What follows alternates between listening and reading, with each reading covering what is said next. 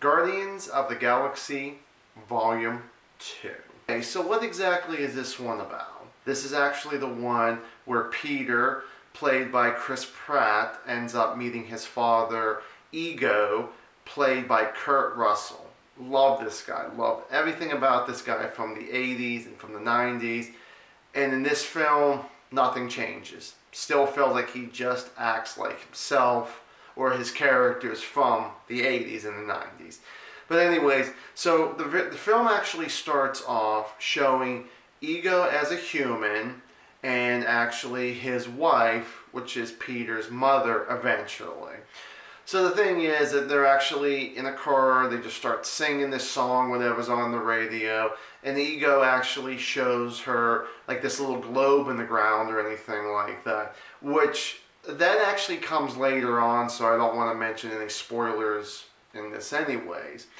So we finally get a chance to see the Guardians in the next scene, and they're going to fight like this octopus monster. So the thing is that you have all your characters there, even Baby Groot, who's actually, while the humans are getting themselves beat up by this monster, Groot's just there dancing his butt off, which made me laugh on that.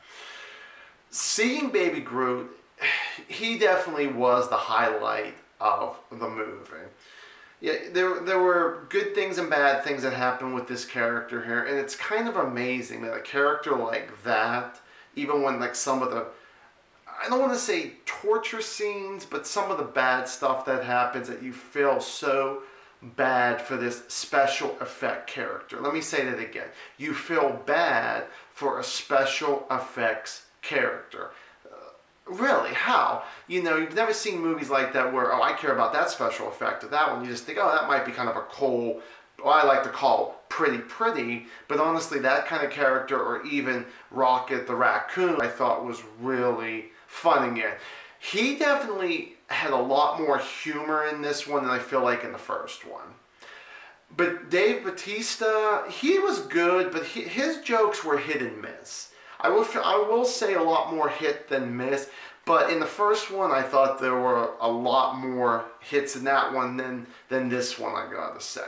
Then we have Gamora, which I think she's, you know, her and her sister have some battles in this one too. And really the sister, okay, this might be the only little spoiler I'm gonna give maybe, that the sister, Nebulon, wants to just go, other than she wants to destroy all the Guardians, she wants to go after her father, Thanos, and try to kill him. So you hear that a few times in the film there. Like I said, minor spoiler on that there.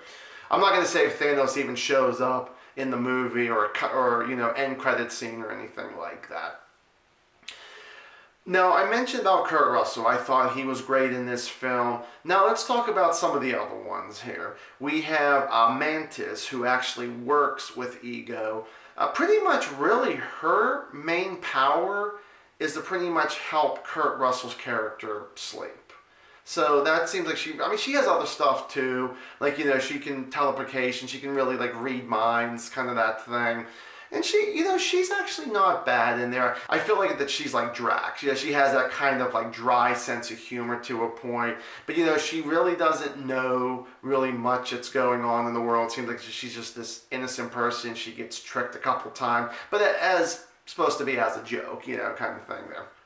We have, and I cannot think of her name, but we have one of the villains in there is this female, you know, I forget what, but she's all made of gold, and pretty much the entire planet of people, they're all made of gold. They're all supposed to be perfect from what the country created them, kind of thing. Instead of like God created them, the country created them.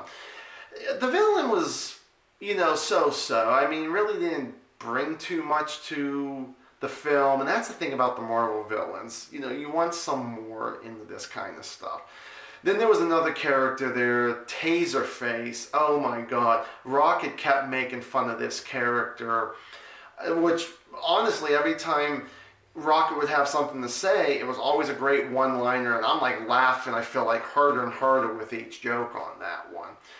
Now, did I really like this film? I did. I really thought it was a great sequel, But again, some sequels don't always have to be bigger and better, but you think something like this film would be bigger and better. Special effects in the film were okay, but I was expecting a lot more also from this film too. Yeah, it felt like it was more of a father and son relationship here with Chris Pratt and Kurt Russell's characters. But other than that, I felt like there really wasn't a whole lot more in there. The action wasn't bad.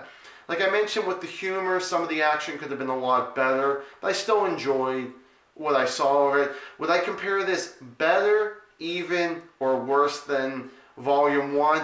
I would definitely go even on this one. I won't say it was like, oh, one of those that just bumped into the first one kind of thing. I would say it's definitely even. It's not better, because I felt like when I'm sitting down watching the first one, I thought it was such a perfect movie of 2014. This one, like I said, the jokes didn't land as much with Rocket or Drax or anything like that. But Kurt Russell and Mantis actually really made it fun to sit there and watch. So have you actually seen Guardians of the Galaxy Volume 2? What exactly did you think about this film? Give me a comment down below one way or the other on that. And thank you guys so much for watching another movie review. Like I said, this is Guardians of the Galaxy Volume 2. And I will talk to you guys next review. Thank you.